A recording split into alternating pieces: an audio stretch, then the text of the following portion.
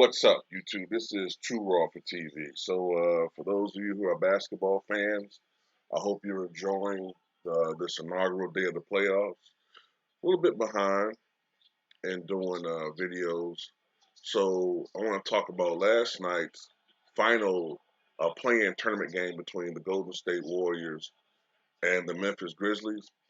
I thought going into the game that the Warriors would probably eke it out behind a couple of factors. I'm not saying the NBA is rigged, but anybody who thinks that the NBA doesn't prefer certain teams in the playoffs and everything is just on the complete up and up are fucking fools. Okay. Like I said, I'm not trying to say that the NBA was going to like rig it, but I thought that the Warriors might be able to eke it out in the end. Um, but the Grizzlies are a very resilient team. They're a team that could beat any really they're a team that can beat anybody on any particular night. So they're a dangerous team. And John Morant has proven himself to be the goods. You know what I'm saying? He's definitely a player who's going to be one of the better players in the NBA for a long time to come, barring injury. He proclaims himself top five at the shooting guard position, and he made a very good case for that last night as the Warriors failed to the Grizzlies, 117 to 112, and they were eliminated from the playoffs. So Memphis earns the eighth spot, and they will face the Utah Jazz in the playoffs. I think they play Sunday, I believe. Now, Steph Curry led all scorers with 39 points. You can't really put any blame on Steph Curry. You know what I'm saying? Um, if it wasn't for Curry, this team wouldn't even be in a position to make the playoffs. And if this was any other regular year, with the regular or at least the old format, they would have went to the playoffs. But with this playing tournament thing, which I hate, but I'm starting to think this is going to be a permanent fucking thing. Um, only 1 through 6 is safe. I hate it. I think it's just an excuse to have extra fucking games. You know what I'm saying? It is what it is. You know what I'm saying? The only thing I think you could just point out is that overall the Warriors were a little sloppy with the basketball. They had 21 turnovers. I think Steph had 7 of them. One of the problems Steph has had over the last couple of games has been turning the ball over a little bit too much. He did it, I think, against the Lakers. I think he had 5 or 6 turnovers in that game. But overall, offensively, you can't expect more than what Curry has done this year, leading the NBA in scoring at 32 points a game.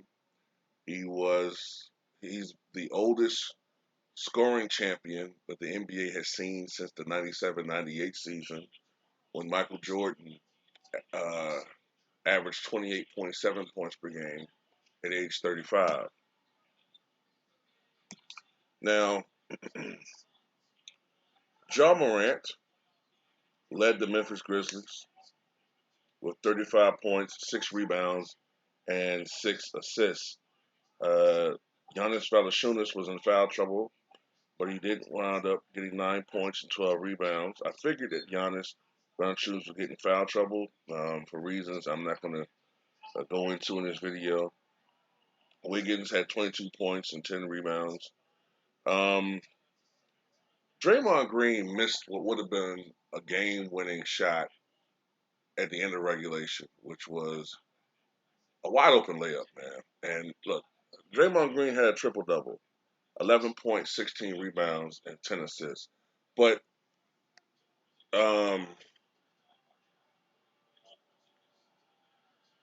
how can I say this? Like, Draymond Green is the example of a guy whose numbers can sometimes be misleading. Like you'll see Draymond with 9 points, 11 assists, and 10 rebounds, and you'd be like, wow, he must have had a real impact on the game, and it's not what you think. I don't know, man. It's just at the end of the day, when you look at his resume, is it enough to get into the Hall of Fame? I guess, but I just don't see from watching this guy consistently. I just don't see a Hall of Fame guy. You know what I'm saying?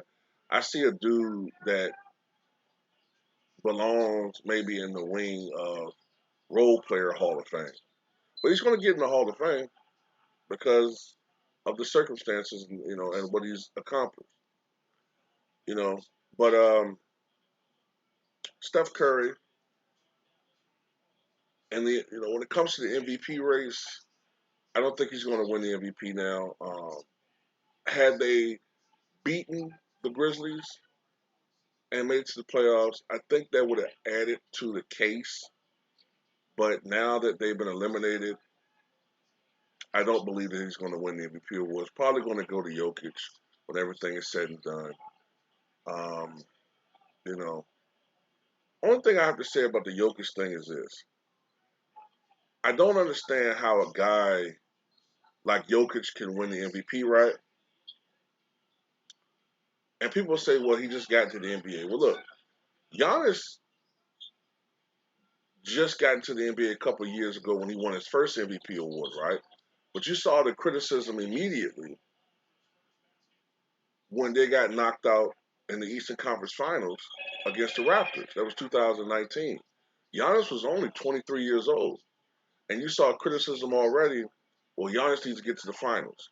Giannis needs to get out of out of the East. Giannis needs to do this. But Jokic is what, 25?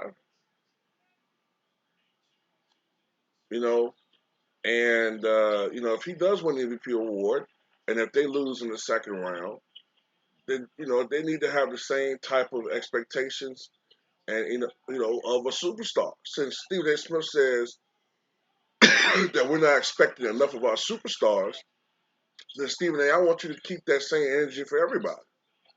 You know what I'm saying? Not just for Russell and Kyrie, not just for Colin Kaepernick, but keep it for everybody.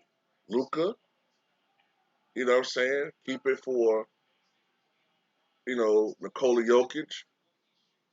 Keep it for everybody. But what I'm saying, good season, a great season for the Golden State Warriors, and wish the Memphis Grizzlies luck.